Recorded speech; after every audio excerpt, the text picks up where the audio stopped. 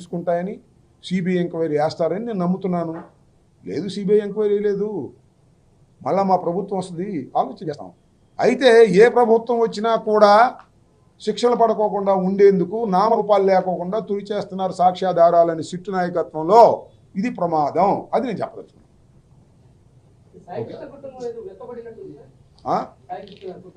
మెత్తబడికి ఏం చేస్తారు పాపం వాళ్ళు ఏమన్నా నాలాగా పొలిటీషియన్సా? బాగా మెత్తపడతారు, బాధతో వాళ్ళు ఏదో చేస్తారని ఆశతో అవసరమైనప్పుడు గట్టిపడతారు. అన్యాయం జరిగిందనుకుంటారు. వాళ్ళ మెత్తబడ్డ మాట నిజంగానే కనిపిస్తుంది. నవరం కానీ వాళ్ళ వీళ్ళు కానీ మాకు న్యాయం జరుగుతుందని చెబుతున్నారు, వాళ్ళకి అన్యాయం జరుగుతుందని నాకు అర్థమవుతుంది. వాళ్ళకి రోజు మాయమాటలు చెప్పి కార్యక్రమం చేస్తున్నారు. మెత్తబడచ్చు, వాళ్ళు మెత్తబడ్డారా వీళ్ళు మెత్తబడ్డారా కాదు, ఇది సమాజానికి సంబంధించినటువంటి అంశం. అసలు మేము వైఎస్ఆర్ కాంగ్రెస్ పార్టీ దీని గురించి మాట్లాడకపోతే బయట వచ్చేది ఇది శుభ్రంగా నాశనం చేసేవాళ్ళు. ఇప్పటికే నాశనం చేస్తున్నారు. సిట్టు లేదు, స్టాండు లేదు. అప్పుడు ఒక కానిస్టేబుల్ని ఎంక్వైరీ చేసి తీసి పారేసేవాళ్ళు. సో సరే, సాయి కృష్ణ యొక్క కుటుంబం మెత్తబడచ్చు, లేదు వాళ్ళు రాజీ పడవచ్చు, లేదా వాళ్ళు ఏమైనా చేయొచ్చు, కానీ ఇది వాళ్ళకి సంబంధించిన అంశం నిన్నటిదాకా. ఇది సమాజానికి సంబంధించిన అంశంగా నేను భావిస్తున్నాను.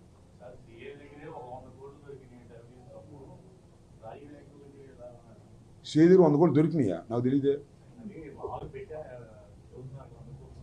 ఏం మరి 100 కోట్లు ఉంటే ఇంకే అతనే నిర్దోషే. 100 కోట్లు ఉంటే మరీ పేదోడైతే వేస్తారు, కానీ 100 కోట్లు ఉంటే ఏమైనా సర్దుకుంటారు.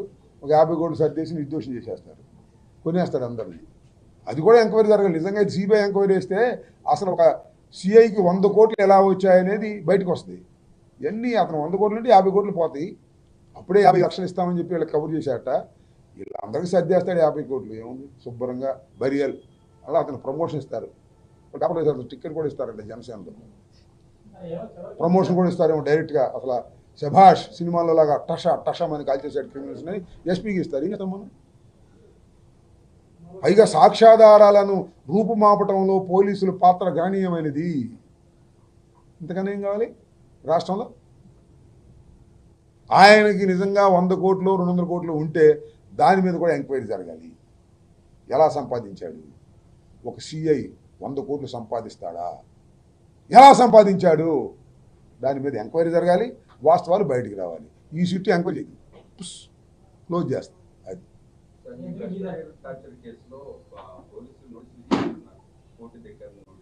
నువ్వు లేట్గా వచ్చావా? ఇంతకుముందు మాట్లాడా? అడగండి. మీకు సిఎంఎస్ అని సెంట్రల్ మానిటరీ సిస్టమ్ అని ఉంటుంది. పోలీస్ స్టేషన్ లో డిలీట్ చేసినంత మాత్రాన ఎవ్రీ ఇయర్ సిపి దగ్గర ఒక సిస్టమ్ ఉంటుంది. మా సిపి దగ్గర ఉన్న సిస్టమ్ కూడా మాయ చేయడానికి వీళ్ళు మాయ చేశారు అంటే అది డీజీపీ మాయ చేసినట్టే. అది మీ నోటీస్ లో ఎంతసేపు ఉన్నా మీరు ఓన్లీ పోలీసులు అంటున్నారు, కానీ సిఎంఎస్ అనే సిస్టమ్ ఒకటి ఉంటుంది. ఇప్పుడు మన ఎస్పీ ఆఫీసర్ కూడా ప్రతి సంవత్సరం మొత్తం ఇప్పుడు ఏ పోలీస్ స్టేషన్ లో ఏం జరిగిందని మన డేట్ నొక్కితే వస్తుంది, టైం నొక్కితే వస్తుంది. వండర్ఫుల్. సో మీరు ఏమిటి సిఎంఎస్ గురించి ఎందుకు మీరు ఆలోచించట్లేదు? అంటే ఒకవేళ సెంట్రల్ మానిటరీ సిస్టమ్ కూడా లేకపోతే దాన్ని ఏమైనా పరిగణిస్తారు? ఇది నేను వాళ్ళందరూ తరఫు నేను ఎందుకు? ఓకే, మా ప్లేటర్ గారు ఒక ఏమన్నారు దాన్ని సెంట్రల్ మానిటరీ సిస్టమ్ సిఎంఎస్ అంటే వారు చెప్పేటటువంటి ఒక కీలకమైన అంశం ఏంటంటే సిఎంఎస్ అనే సిస్టమ్ వల్ల, సిఎం సిస్టమ్ వల్ల ఏం జరుగుతుందంటే ఒకవేళ పోలీస్ స్టేషన్లో అవి తుడి చేసినా సెంట్రల్ మానిటరీ సిస్టమ్తో ఉంటుంది. దానికి సిపి కమిషనర్ అది కూడా తీసేదేమో కాదు. ఇప్పుడు అది కూడా అది తీయకపోతే సాక్ష్యాధారాలు కొంతైనా దొరుకుతాయి. అవి లేనట్టు. అసలు దీనిలో సాక్షాత్తు కమిషనర్ పాత్రే ఉందని మా ఆరోపణ. అతని వల్లనే దాన్ని ఏమంటారు స్పెషల్ బ్రాంచ్, దాన్ని టాస్క్ ఫోర్స్ వెళ్ళింది ఆయన వల్లే. ఇంత పెద్దవాళ్ళు లేకపోతే పోలీస్ స్టేషన్లో సిస్టంలో తీసిపోవటం ఏంటండి? సరే, వారు చెప్పినట్టుగా అది ఆధారం ఉంటే కొంత ఉపయోగం జరుగుతుంది. ఇవాళ కాకపోయినా సిబిఐ ఎంక్వైరీ చేస్తే వాస్తవాలు వస్తాయి, లేదంటే మేము అధికారంలోకి వచ్చినప్పుడు సిబిఐ ఎంక్వైరీ చేస్తే వాస్తవాలు బయటకు వస్తాయి. అది నాకు తెలియదు వాస్తవంగా. ఇక్కడ తీశారు కాబట్టి మొత్తం తీశారు అనుకుంటున్నా. అక్కడ స్టోర్ అయ్యి ఉంటుంది కాబట్టి దాన్ని బయటకు వస్తే మంచిది. అది కూడా పోయిందని చెప్తారేమో నాకు అనుమానం. ఓకే,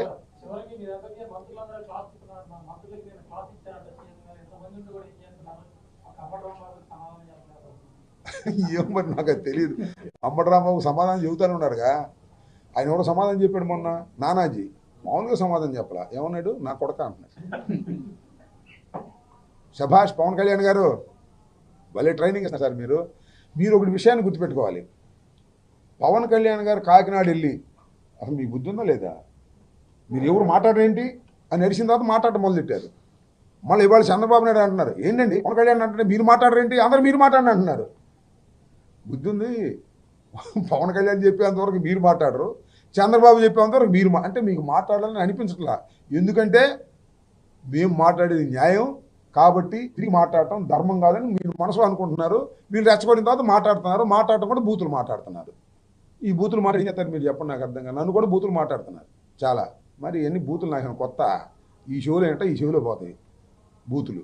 అయినా వైఎస్ఆర్ కాంగ్రెస్ పార్టీ తరఫున పోలీసు వ్యవస్థ మీద కానీ అన్యాయం జరిగినప్పుడు కానీ పోరాడుతూనే ఉంటా. పోలీసుల మీద నన్ను చూడండి సార్, నాగరాజన్ రాత్రి శుభ్రంగా బిర్యానీ పెట్టి కూర్చోబెట్టారు. నన్ను లోపలేసారు. రాత్రి 10:30కు తీసుకెళ్ళి లోపలేసి సాయంత్రం నెక్స్ట్ రోజు 5ంటికో బయటికి తీశారు. బిర్యానీలు పెట్టలా, ఏదో ఇడ్లీ ఇట్లా పెట్టారు సెల్లోనే. నేను ఎందుకు అడుగుతాను, నాకేం పని, ఐ క్యాన్ బేర్ ఇట్. ఏమయ్యా 7 సంవత్సరాల లోపు ఉండేటువంటి కేసులు నన్ను తీసుకెళ్ళి లాకప్లో వేయించాయా? వంశీధర్ ఎత్తి, వంశీధర్ అనుకుంటున్నావు టోపీ పెట్టుకుంది, పెమ్మసానే ఆ టోపీ పెట్టుకున్నాడు. ఏచంటే 70 ఏళ్ళ వయసులో ఉన్నవాడిని, మాజీ మంత్రిని, ఎమ్మెల్యేని నన్ను తీసుకెళ్ళి లాకప్లో వేసి పారేశారు. టపా. వంశీధర్ నెయ్యరే మర్డర్ చేశాడు అతను. నాగరాజు నెయ్యరే ఆయన మర్డర్ చేశాడు. నేను మర్డర్ చేశాను, చచ్చానా? నా ఇల్లు పగలు కొడితే దాక్కున్నా అక్కడ ఇంట్లో. ఏంటిది? ఇదేనా ధర్మం ఈ రాష్ట్రంలో జరిగేది? సో అన్ని చూసిన తర్వాత ఎందుకు లెక్క చేస్తాను నేను? ఈ వయసులో లాకప్లో ఉన్నా, కోర్టులో హాజరయ్యా, ఏపీ పెద్ద జైలు అయినటువంటి క్షేత్రాన్ని చూసి వచ్చా, రాజమండ్రి సెంట్రల్ జైలు. ఇవన్నీ లెక్క చేస్తారా? వీళ్ళందరినీ వంశీధర్ లాంటి వాళ్ళని లెక్క చేయను, డీజీపీ లాంటి వాళ్ళని కూడా లెక్క చేయను. చూస్తాను కదా, రేపు వినతి పత్రానికి వెళ్తున్నాం. వినతి పత్రంలో చేసిన తర్వాత వినకపోతే శంఖారావం ఊతాం, పోరాట శంఖారావం ఊతాం, వదిలిపెట్టం. అన్యాయం జరిగింది, అక్రమం జరిగింది, నా ఇంటి మీద దాడి చేస్తే అరెస్ట్ చేయరా? ఏం పోయే కాలం వచ్చినాయి మీకు పోలీస్ వ్యవస్థకి? అరెస్ట్ చేయరా? దాని మీద ఖచ్చితంగా మా పోరాటం ఉంటుంది. ఇప్పటికి అబ్బాయి 2 సంవత్సరాలు అయిపోయింది, ఇంకా 3 సంవత్సరాలుగా. ఇంకొక 6 నెలలు అయితే సగం నడి సంవత్సరంలోకి వస్తాం. ఎక్కడ పోతారు మీరు? మళ్ళా వచ్చేది జగన్మోహన్ రెడ్డి గారి ప్రభుత్వమే, గుర్తుపెట్టుకోండి. మీ పాపాలు పండుతున్నాయి, అది గుర్తుపెట్టుకునే సందర్భం చెప్పదలుచు. ఓకే, ఎవరు కాదన్నాడు? అటు తమిళనాడులో కూడా విస్తరించమను, ఇటు